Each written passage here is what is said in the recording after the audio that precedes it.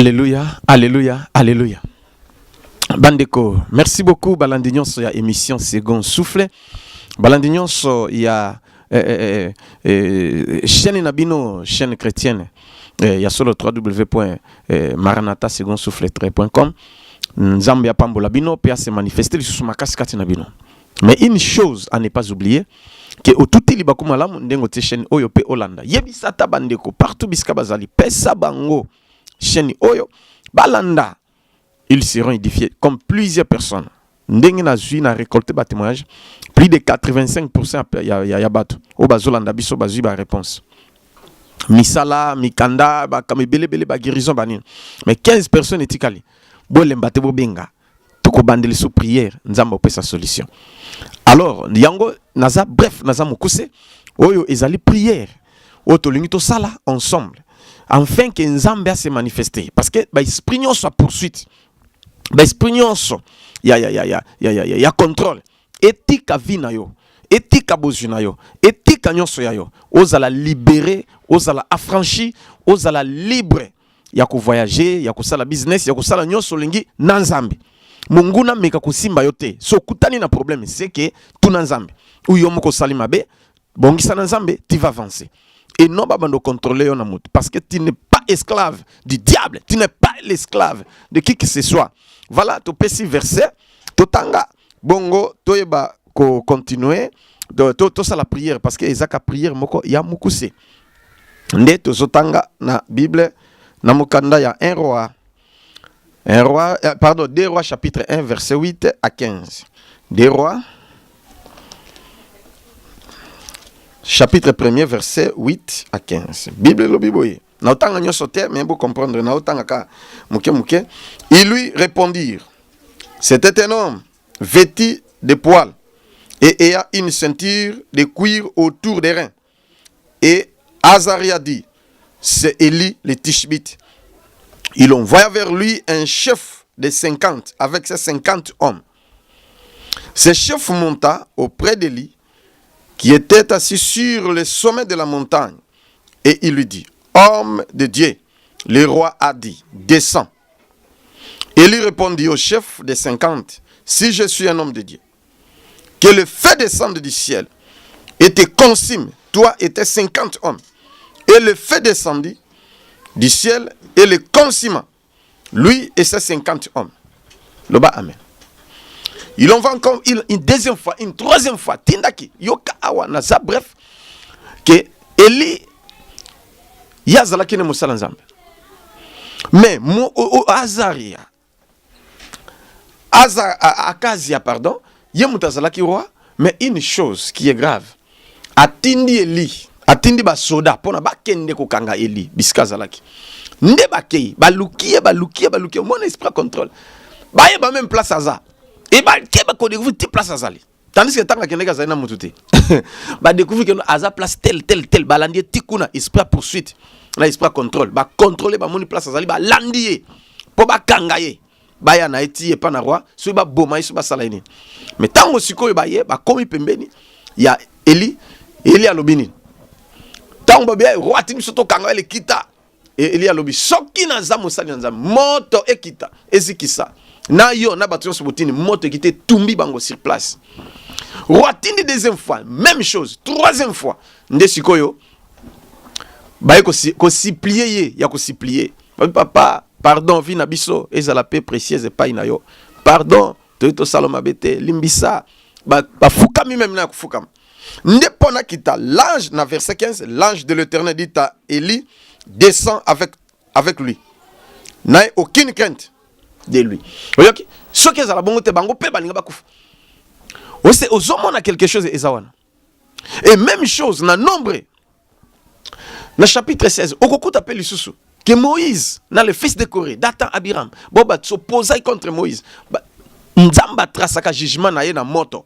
Nzamba trasaka jugement na mai. Nzamba trasaka jugement na mupepe et ainsi de suite. Alors tango pe Moïse ndenge moko moto kiti est consumé. 250 personnes sur place.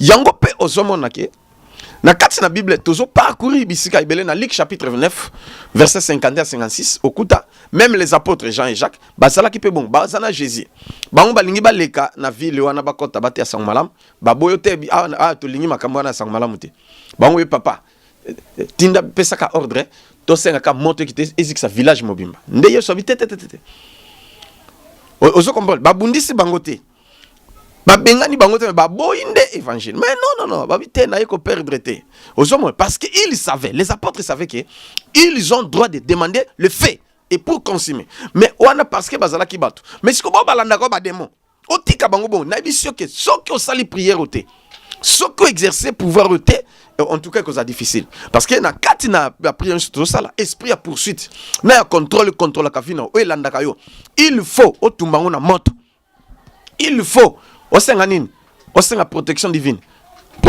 osenga d'abord ya makila parce que sans l'effusion du sang personne ne peut être sauvé et le sang nous protège tanga Bible bien otala na Exode okokuta na chapitre 12 kenzamba lobi makila soko te yango en tout cas l'exterminateur akopusana te mais esprit na poursuite bakopusana te parce que ça protection koleka ba protection nyonso. Le sang de Jésus qui protège. Le sang de Jésus qui parle plus que le sang d'Abel. Et qui crie plus que le sang d'Abel. Hébreux chapitre 12, verset 24. Que makila ya Jésus et qui makila ya Abel. Ce qui makila ya Abel est gangaki. Ce qui makila ya occultiste. Naba magicien. Oye bazo sala. Bazo sacrifier batu. Makila na batu wana. Ils ont protégé bango. Ils ont fungo la bouche na bango. Hein? Et bah, je avancer. Mais à combien plus forte raison le sang de Jésus. C'est pourquoi, des prières au Tolito Sala. 1. Au senga protection divine. 2. Protection divine, on a senga ezali protection na makila na Yesu. Et deuxième protection, ezali les anges de Dieu. Ba ange na Nzambe. Ba protéger yo, ba protéger famille na yo, ba protéger tout ce qui t'appartient. Et puis, n'oubliez pas, au dengue tozoloba, que lobi makila, pe na ange na Nzambe pour la assurer sécurité na yo. Mais n'oubliez pas le fait parce que le fait wana tala même bana Israël tant bazo tambola na désert pendant la nuit colonne du fait telemi monguna le kate apusana te et bani ko épargner bango na moi colonne de nuée et colonne wana so tangi na exode o komona ke parti musu ces ténèbres c'est que côté banguna était bango mulili côté bana Israël était lumière. Donc, pendant la nuit, la colonne du feu, et pendant la journée, la colonne de nuée. Kobo sana kosenga makambo te. Na prière ya protection divine. Na prière destruction de tous les esprits de contrôle et de poursuite. Et simba famille na yote. Et simba mwana na yote. Et simba mwasi na yote. Et pour ça na mbongo note, et pour ça na business note, et pour ça na ba projet na yote. Ba projet na nyos ezala sécurisé par le sang de Jésus. Ma communion surtout ezala bien protégé par le sang de Jésus et par les anges de Dieu. Bazala ko camper tout autour na yo. Yango Bible zolo bake l'ange de l'Éternel campe tout autour de ceux qui craignent Dieu et les arrache au danger. Et puis, kobo ça na te prière ko sala na Psaume chapitre 91. Psaume chapitre 91 na français bino ba français ndenge bolingi 91. Psaume chapitre 91. Mobimba nango otanga yango. Nde okomona makambo. Oezana kati. Loba amen. Alors tango siko yo parce qu'il a plusieurs versets autocopesa après mais yo ko sala nde yango. Ndenge na zoloba awa na personne ligne de conduite nego sala prière yango. Okos 1 okosenga bolimbisi d'abord et pas nzambe. D okoyeba kosenga ozala sanctifié par le sang de Jésus. Okozan état moko ya bien ya gêne ceux qui osa maladité tu peux gêner et puis prière autant de tous ça tu peux faire pendant plusieurs jours tu peux faire autant de fois que tu veux et chaque jour tu peux même le faire chaque mois chaque semaine chaque année tu peux le faire parce que ezala na protection ya bien loba amen. Voilà nga na personne ligne de conduite na lingi na bonde la Nzambe pour na yo mutu olandi enseignement oyo dit début à la fin olandi pe prière ndenge to sali mais à ne pas oublier esengeli na suka nango o sele na offrande na yo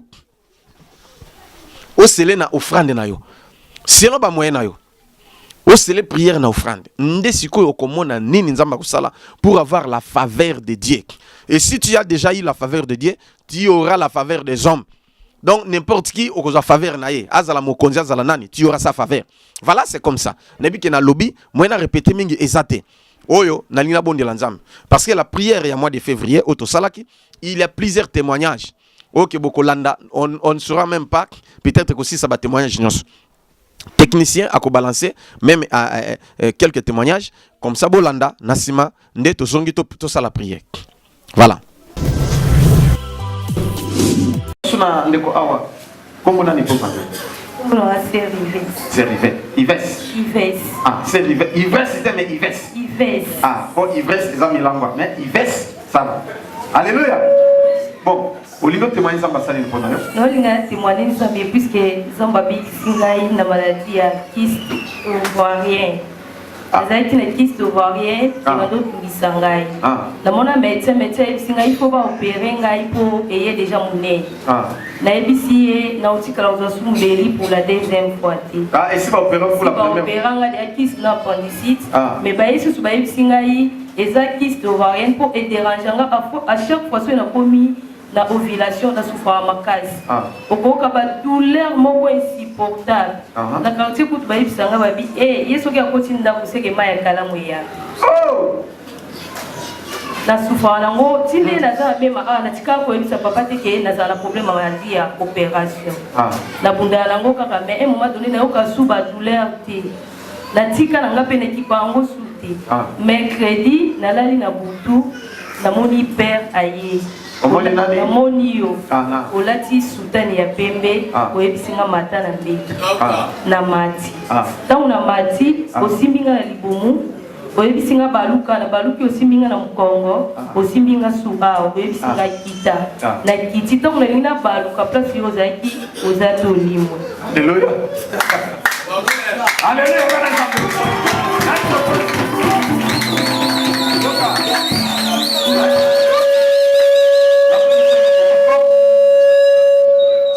Que Zambé, dans moi, personne qui est dans il y a guérison. Abenga médecin directeur. Yes. À la tinga prison, yemoko. A pesca bloc opératoire ainsi de suite. Non, pas comme solo mon colonne. Mais il y a un moment où bateau sous na poto na awa à côté hôpital.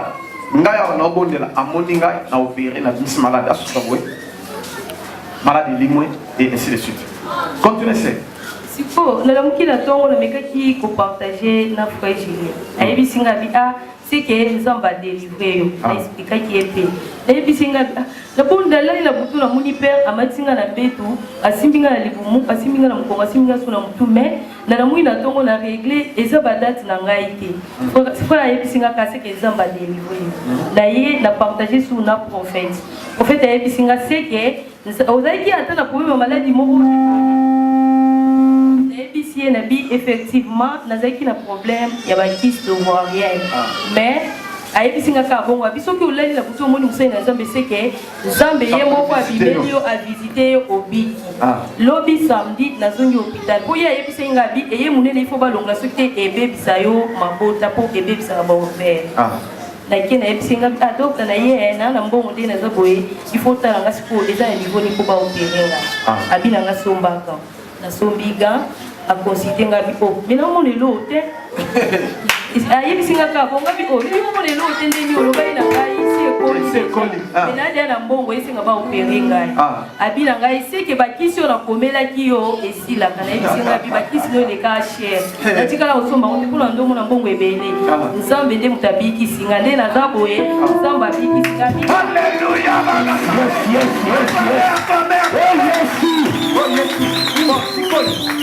Batinho só bazali na bakiste, babibom, babamion, okolo babamoni. Papa ya ya Nzambe zate. Oya zaka na confiance en Nzambe, Nzambe asala opération sans cicatrice puisque ndé naza boye na biki na oyo kaso ata douleur. Nzambe asala opération sans cicatrice.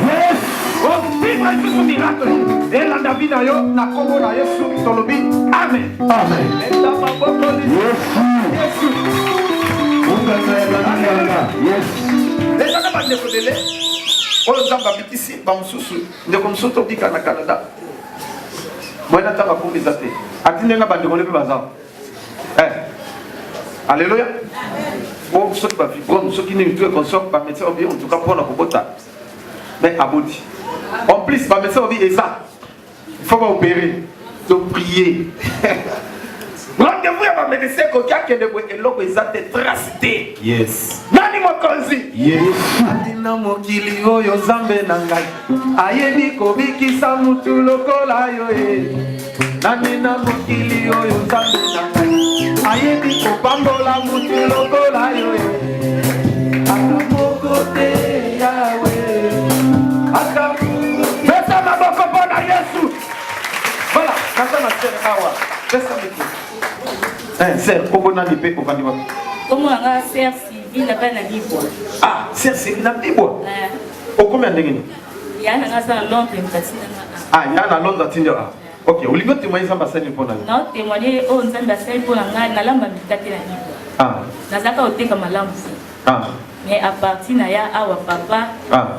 Donc nazo comprendre te modèle la comment côté na passe pas comment le bana pas la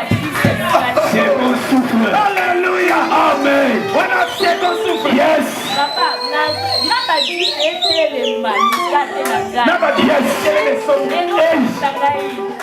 Donc ba mwana na sana kise mikate ndeni batu baza mikate bebe batu nyoso ba ka so mikate ba never tout pa mikate na salaka. Na sala kwa sorti ya loso ya masangu ya farine. Naza kamtani poso na bibo. Alléluia. Oh Yesu. Donc on est là pour que papa la moko et ça une émotion. Alléluia. Amen. Est-ce que vous comprenez? Yes. Vous comprenez ma comme Nzamba salaka. Amen. Vous pouvez pas voir Simba Peyo.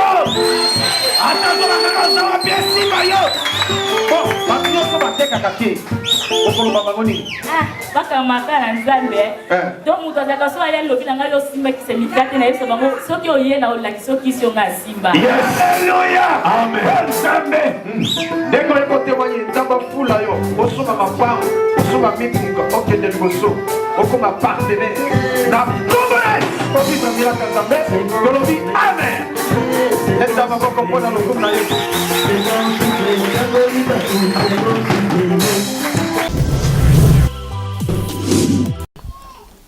Voilà tout l'invito prier Nzambe. Na prier pour na mutu nyos oyo a respecter ba instruction divine. Oyo a respecter ba directive divine.